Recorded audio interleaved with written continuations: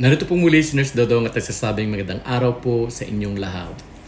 Bawal daw po bang ipamasahe ang alak-alakan? Ito po yung likod ng ating tuhod. Opo. O dapat sobrang banayad lang po. Hindi po ito pamahiin. Ito po ay may medical at anatomical na dahilan. Bakit po delikado?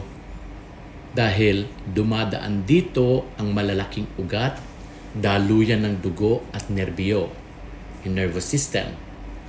Malakas po ang pressure, pwede pong magdulot ng pamamanhid, tusok-tusok na pakiramdam, panghihina ng paa, problema sa daloy ng dugo.